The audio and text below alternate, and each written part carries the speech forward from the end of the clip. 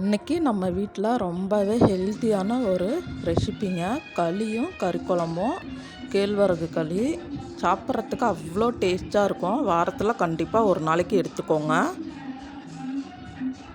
எப்படிமா இருக்க? சூப்பராக இருக்குங்க. நம்ம இன்றைக்கி கறி குழம்பு இருக்கிறதுனால களி மட்டும் செஞ்சுருக்கோம்.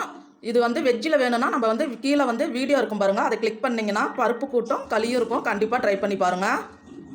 வாங்க ராகி களி பக்குவமான முறையில் எப்படி செய்கிறதுன்னு பார்க்கலாம். ஃபஸ்ட்டு அகலமான குண்டானில் 1.25 லிட்டர் தண்ணியை கொதிக்க வச்சுக்கோங்க.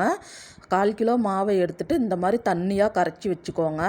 தண்ணி கொதிச்சதுக்கு அப்புறமா 1/2 லிட்டர் தண்ணியை குண்டானில் வச்சுட்டு 3/4 லிட்டர் தண்ணியை வேறு பாத்திரத்தில் சேர்த்துக்கோங்க. அடுப்பை சிம்மில் வச்சு மாவை ஊற்றிட்டு நல்லா கிளறி விட்டுக்கோங்க.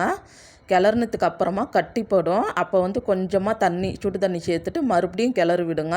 மறுபடியும் கட்டிப்படும் போது கொஞ்சமாக தண்ணி ஊற்றிட்டு நல்லா கட்டி இருக்கும். அதை நல்லா மச்சிச்சு கரைச்சதுக்கு அப்புறமா ஒரு 1/4 மணி நேரமாவது கிளறி விடணும். அப்போ கலர் மாதிரி இந்த அளவுக்கு வரும். இந்த ஸ்டேஜில் அடுப்பை இறக்கி வச்சுட்டு வரமாவு மீதி இருக்கிற 1/4 கிலோ மாவை நல்லா சேர்த்துட்டு நல்லா கரைச்சிங்கன்னா இந்த அளவுக்கு கட்டி ஆனதுக்கு அப்புறமா கொஞ்சமாக தண்ணி சேர்த்து கிளறி விட்டு அடுப்பில் வச்சு 10 நிமிஷம் வேக வச்சு எடுத்திங்கன்னா நல்லா டார்க்காக இருக்கும். அந்த சமயத்தில் எடுத்திங்கன்னா சூப்பரான ராகி களி ரெடி. கண்டிப்பாக ட்ரை பண்ணி பாருங்கள். தேங்க்யூ.